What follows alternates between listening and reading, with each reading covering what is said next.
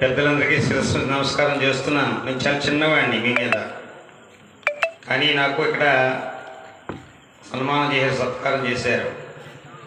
అమ్మవారు ఒక మాట చెప్తారు దేవీ భాగవతంలో, నీకెవరైనా సన్మానం చేస్తే తిరస్కారం చేయవద్దు.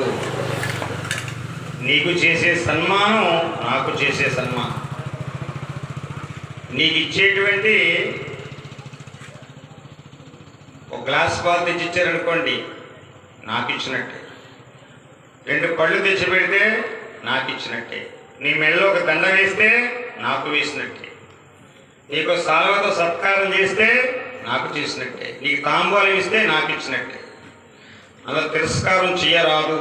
ప్రవచనకర్త స్వీకరించమని చెప్పి అమ్మ చెప్పుద్ది దేవి భాగవతంలో. అందువల్ల నేను చాలా చిన్నవాడిని, మీరు చాలా పెద్దలు. మీతో నేను ఈ సత్కార భాగ్యాన్ని పొందాను అమ్మ అనుగ్రహంతో. అంటే అమ్మ చెప్పింది తిరస్కరించవద్దు, స్వీకరించమని. అందువల్ల నాకు చేసే సన్మానం ఆ దుర్గమ్మ తల్లికి చేసే సన్మానంగా భావన చేస్తూ ఈ సన్మానాన్ని తల్లికి అర్పిస్తున్నాను, దుర్గమ్మ తల్లికి. జై గురుదేవ్. సర్వే జనా సుఖినో భవంతు, సమస్త సన్మంగళాని భవంతు, నిత్య శ్రీరస్తు, నిత్య కళ్యాణమస్తు, లోకా సమస్త సుఖినో భవంతు.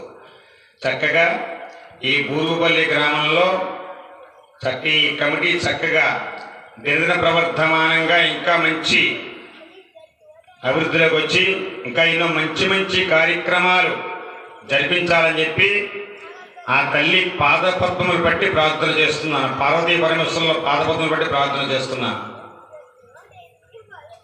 కాబట్టి ఇంకా ఎన్నో మంచి మంచి ప్రోగ్రాం చేయాలి ఇక్కడ ఆ తల్లి అనుగ్రహంతో అని చెప్పి ప్రార్థన చేస్తూ నమస్కరిస్తున్నాను. ఓం శాంతి శాంతి శాంతి.